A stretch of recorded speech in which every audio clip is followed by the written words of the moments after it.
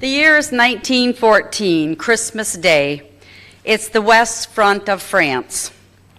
My dear sister Janet, it is 2 o'clock in the morning and most of our men are asleep in their dugouts, yet I could not sleep myself before writing to you of the wonderful events of Christmas Eve. In truth, what happens almost seemed like a fairy tale, and if I hadn't seen it through my own eyes, I would scarce believe it.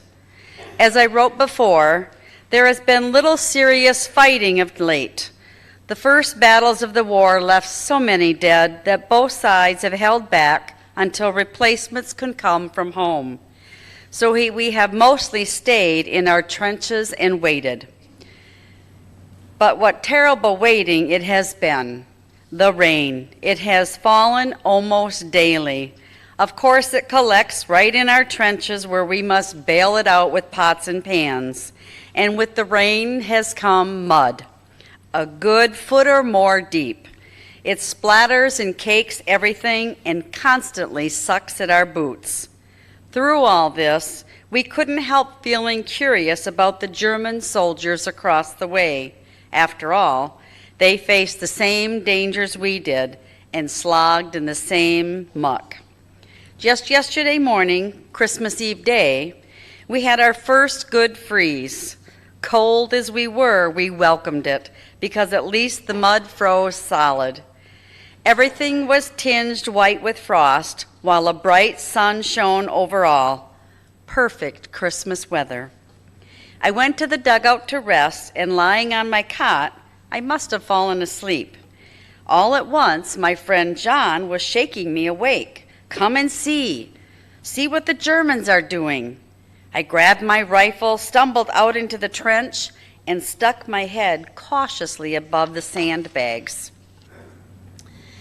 I never hoped to see a stranger and more lovely sight.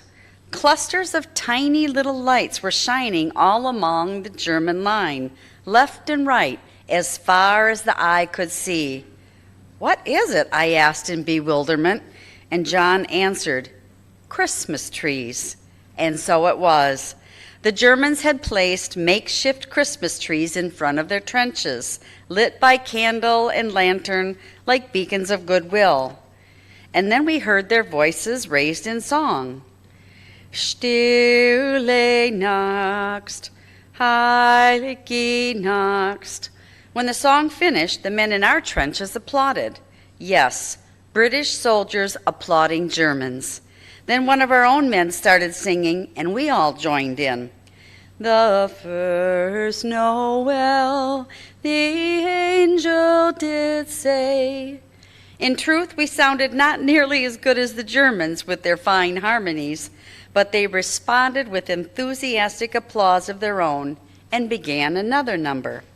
O Tannenbaum, O Tannenbaum. Then we replied, O come, all ye faithful. By this time, they joined in, singing the same words in Latin. British and German harmonizing across no man's land. I would have thought nothing could be more amazing, but what came next was more so. To our astonishment, we saw two figures rise from the trench, climb over their barbed wire, and advance unprotected across no man's land. One of them called, Send officer to talk. I saw one of our men lift his rifle to ready, and no doubt others did the same, but our captain called out, Hold your fire. Then he climbed out and went to meet the Germans halfway. We heard them talking, and a few minutes later, the captain came back with a German cigar in his mouth. We've agreed there will be no shooting before midnight tomorrow, he announced, but sentries are to remain on duty, and the rest of you stay alert. Across the way, we could make out groups of 2 or 3 men starting out of the trenches and coming towards us. Then some of us were climbing out too, and in minutes more, there we were in no man's land, over 100 soldiers and officers on each side, shaking hands with men we'd been trying to kill just hours before.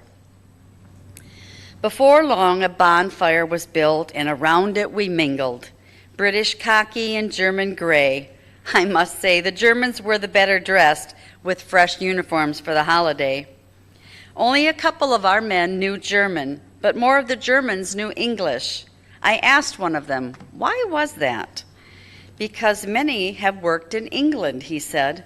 Before all this, I was a waiter at the Hotel Cecil. Perhaps I might have waited on your table. Perhaps you did, I said, laughing. Even those who could not converse could still exchange gifts.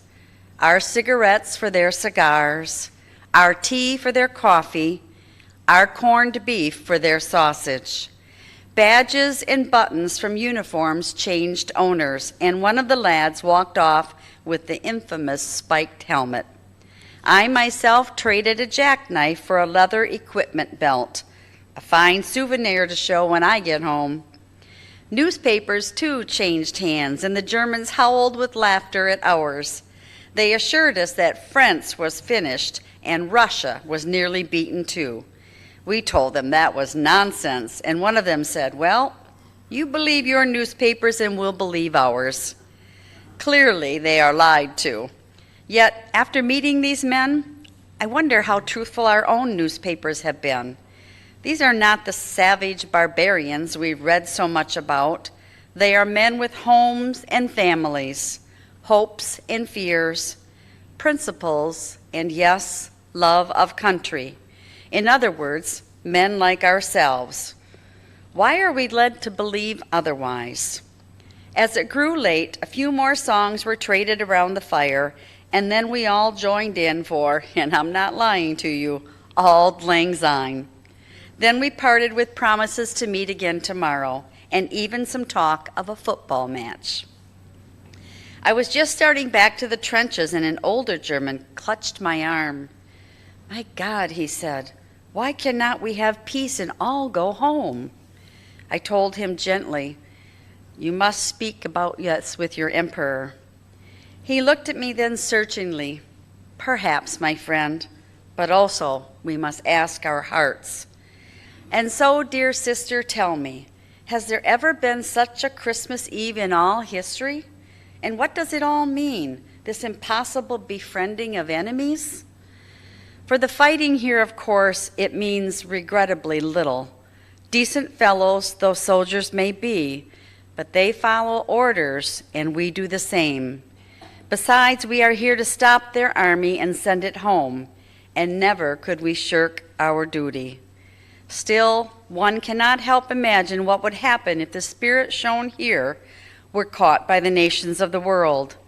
Of course, disputes must always arise, but what if our leaders were to offer well wishes in place of warnings, songs in place of slurs, presents in place of reprisals? Would not all war end at once? All nations say they want peace, yet on this Christmas morning, I wonder if we want it quite enough. Your loving brother, Tom.